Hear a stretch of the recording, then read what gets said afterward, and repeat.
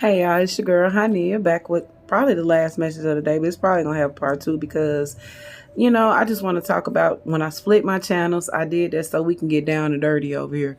Y'all, we gonna talk about the truth. I'm gonna let you know what spirits say. I'm gonna spill it out, and eventually I'm gonna get to live conversations and stuff. Because my thing is, I can read energy. I can get your blueprint in less than 10 seconds if that's what divine wants me to know. Now, at the same time, it can be confusing. So sometimes when I go to places, I like to cloak myself so that I don't have to deal with that when I get in there, because sometimes it just hits you and it's overwhelming and it's tiring. So I'm going to tell you about a situation that I had recently, and my homeboy Mario experienced it. And I'm glad somebody else experienced it because I've been going through this my whole life. Now, I'm a big girl, but I'm a shapely girl. And I get a lot of evil projections because I'm shapely.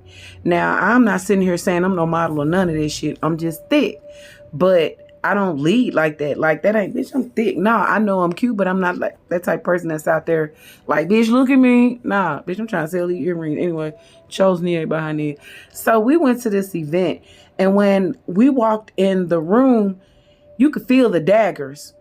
And I heard in spirit, who is this bitch? I said, and I sat down and I was talking to him for a few seconds.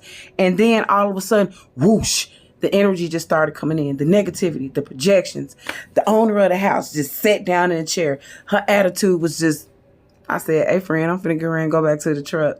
I'll sit out there and wait for you. I'm perfectly fine out there. Take your time, do what you need to do. But I felt that energy. And that energy came from people who didn't even know me. They just looked at me and assumed something.